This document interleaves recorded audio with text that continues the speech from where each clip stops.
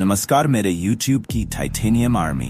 छत्तीसगढ़ अपने घने जंगलों, नदियों और ऐतिहासिक धरोहरों के लिए जाना जाता है।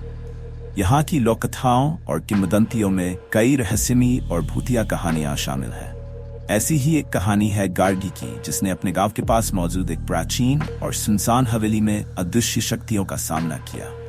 यह कहानी गार्गी और उसके परिवार की है, जो वर्षों तक उस रहस्यमय अनुभव से जूझते रहे। गार्गी का परिवार रायपुर के पास एक छोटे से गांव में रहता था। वह एक पढ़ी लिखी और साहसी युवती थी। उसकी दिनचर्या में स्कूल जाना, अपने छोटे भाई बहनों की देखभाल करना और गांव के अन्य कामों में मदद करना शामिल था। गांव के बाहर एक सुनसान हवेली थी, जिसे लोग भूतों की हवेली कहते थे कि वहां रात के समय अजीब अजीब आवाजें आती थी। गांव वाले वहां जाने से डरते थे। गार्गी ने इन बातों को कभी गंभीरता से नहीं लिया।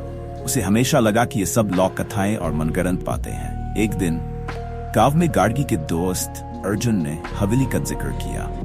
अर्जुन ने बताया कि उसने एक रात हवेली के पास किसी औरत की रोने की आवाज सुनी थी। वह डर के मारे भाग आया। गार्गी ने इसे मजाक में लिया और अर्जुन से कहा, डरने की जरूरत नहीं है, भूत प्रेत जैसी कोई चीज नहीं होती। अर्जुन ने चुनौती दी कि अगर गार्गी को इतना ही यकीन है तो वह हवेली में एक रात बिताकर दिखाए। गार्गी ने चुनौती स्वीकार कर ली।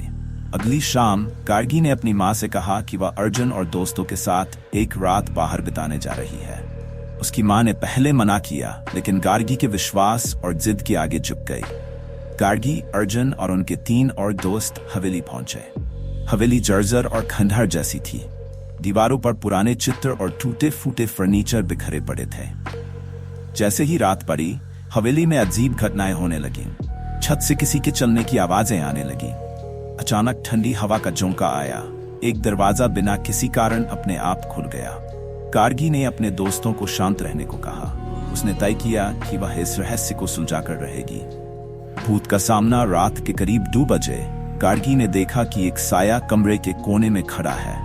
वह एक महिला का आकृति थी, जिसके बाल बिखरे हुए थे और आंखें लाल चमक रही थी। महिला ने धीरे धीरे गार्गी की ओर बढ़ना शुरू किया। अर्जुन और बाकी दोस्त डर के मारे भाग गए, लेकिन गार्गी वहीं खड़ी रही। उसने हिम्मत जुटाकर पूछा, तुम कौन हो? महिला की आवाज सुनाई दी, यह मेरी जगह है, मुझे चैन चाहिए। गार्गी को समझ में आ गया कि यह आत्मा किसी दर्द या अधूरे काम के कारण भटक रही है। उसने पूछा, तुम्हारी क्या मदद कर सकती हूँ?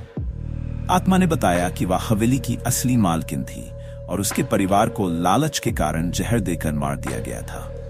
उसकी आत्मा तब से इंसाफ के लिए भटक रही है। अगले दिन गार्गी ने गांव के बुजुर्गों से इस बारे में बात की। उन्होंने बताया कि यह सच है कि हवेली के मालिक और उनका परिवार अचानक गायब हो गया था। गार्गी ने गांव के लोगों को इकट्ठा किया और एक पूजा आयोजित करवाई।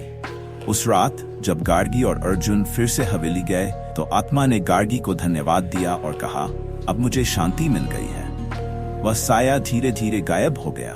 गार्गी की इस बहादुरी ने न केवल हवेली का रहस्य सुलझाया, बल्कि गांव वालों को भी उस जगह से डरने से मुक्त किया।